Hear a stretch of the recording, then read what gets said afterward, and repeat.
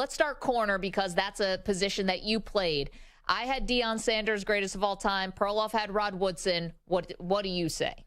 Oh, my goodness. This is a tough situation. I mean, you can close your eyes and pick the right answer. There's no wrong answer with this. I had the luxury of having Rod Woodson on All Things Covered with me and Patrick Peterson. Outstanding career. So this is what I will do. All right. I'm okay with either direction, prime time or Rod Woodson. But I'd like to throw two new names into this conversation, two names you guys didn't mention. Dick Night Train Lane and the great Mel Blount. Okay, explain why they should be in that conversation. Well, Night Train Lane was considered one of the more feared players in the game, especially during a time where they didn't really throw the football. Close to 70 interceptions. He has the rookie interception record still to this day in 12 games. I think he had 14 interceptions in 12 games. And I had Dick LeBeau on All Things Covered as well. And he just highlighted how good and how dominant Night Train was during a time where they were probably throwing the football 15 to 18 times, but no one threw his way. And when they did, he made them pay. And not to mention, he was a 6'4" corner, 200+ pound corner in a day and age where that body size was designated for a defensive lineman. And then when you talk about Mel Blount, Hall of Famer, 6'3", 6'4", literally changed the game. He was so dominant, they put a Mel Blount rule in. I feel like anytime they put a rule in place because of your dominance, you have to be considered one of the best to do it at your position.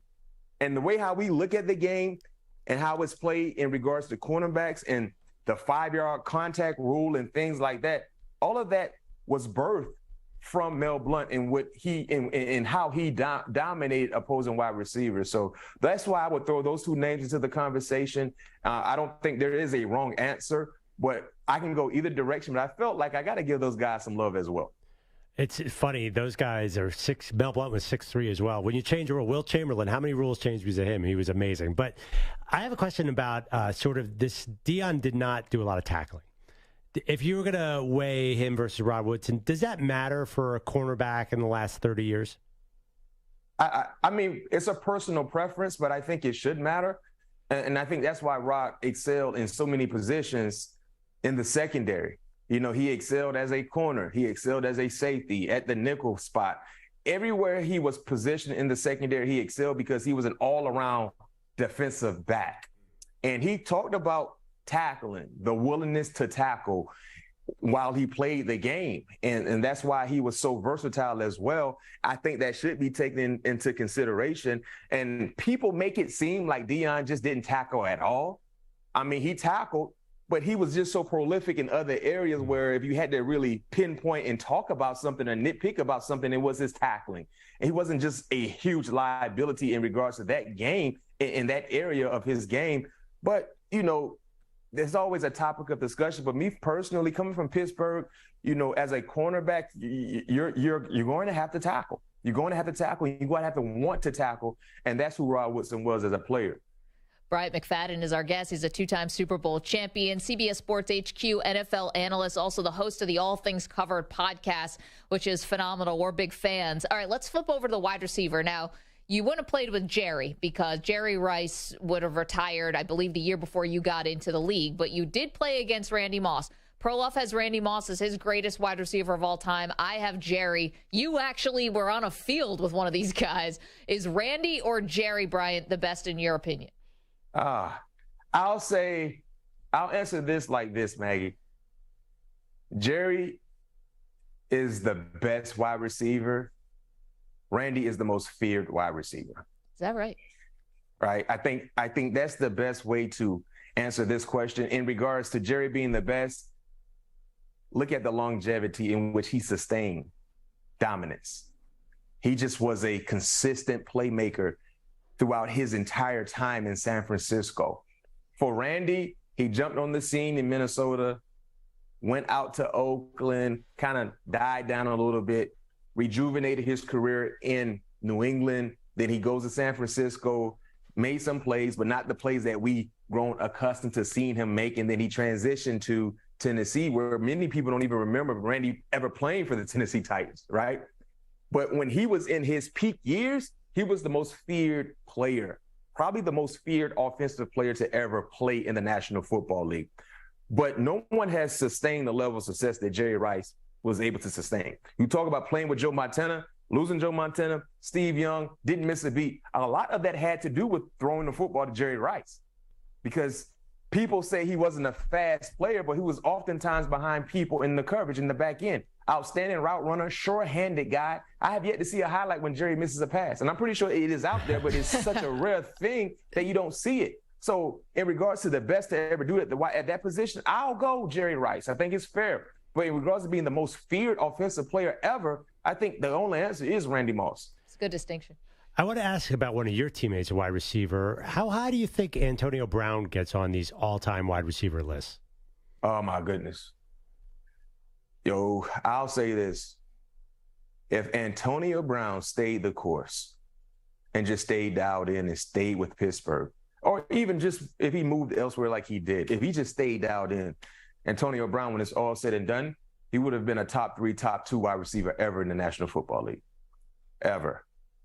I don't care anything about him being under 6 feet. I don't care anything about him not being a 4.2, 4.3. We all witnessed the greatness from Antonio Brown. It didn't matter who he was going against. It didn't matter what time of the year it was. He showed up and he showed out. And I think if he stayed the course, I had DK Metcalf on the podcast as well. You know, DK is a lot younger than a lot of us, right? He had Antonio Brown, his number 1 receiver ever to do it. Now, he probably didn't really remember watching Jerry Rice play, but that tells you just the respect that Antonio Brown has currently. And his entire career wasn't finished because of some issues away from the football field. But to answer your question, man, I think Antonio would have been clearly worst case scenario, top 3 all time. Best case scenario, number 2, right on the heels of Jerry Rice. And the difference clearly between Jerry Rice would have been the championships, of course. You know what I mean? But outside of that, name me a player that had a more dominant six-year run than Antonio against the who's of who and still putting up numbers. Right, we were talking last week off of your interview with DK Metcalf about Antonio Brown's Hall of Fame candidacy and how if that's going to be complicated at all because of some of the off-the-field things. Want to get your thoughts about the Steelers right now. You're going to be spending some time at Steelers camp and at Philadelphia Eagles camp. Of course, Perloff, massive Eagles fan here. So for the Steelers, though, I feel like we talked about this maybe a couple weeks ago, and I kind of made an offhand comment, and it got a lot of reaction when I said, I don't think the Steelers are going to be a playoff team this year. Was that unfair for me to say that and to think that way about the Steelers going into the season? You know what, Maggie, it's not unfair for you to think that way. I think it is deserving because you don't really know, right? There's a lot of unknowns with the Pittsburgh Steelers, and the biggest unknown is the quarterback. In a division where they have a lot of star power at that position, can Kenny Pickett stay with the pack, the other 3 guys at the quarterback position in the AFC North? But one thing I can say in regards to the structure that the Pittsburgh Steelers have, they're probably one of the more structured organizations in their division with one of the best head coaches in the division. And if you look at the last few years, it's safe to say there was a nice gap in talent for the Pittsburgh Steelers when you compare them to the other teams in their division. Now I think that gap has started to decrease some. They have really improved the talent level on both sides of the football. So now it's about staying healthy. And secondly, well, first and foremost, the quarterback play developing, Kenny Pickett taking a huge step in year 2 and just staying healthy. So I understand your opinion now, but if you look at the structure of this roster, right?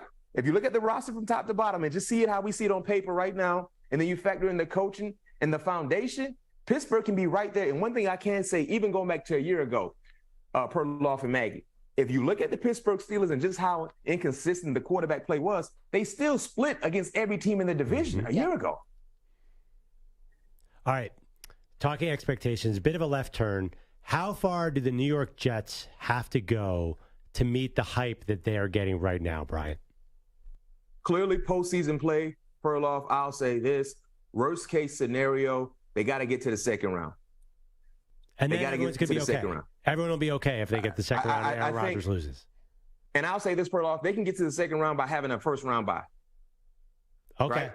Now, if they have a first round bye and you're already in the second round, those Jets fans, and you got a home game, they're expecting you to get to the AFC Championship game. Yeah. You know what I mean? They're expecting that. So I'll say worst case scenario, second round playoff opportunity for the New York Jets. So if they don't make it, say, the Super Bowl, Jets fans will be okay. Because I hear some Jets fans are talking Super Bowl or bust.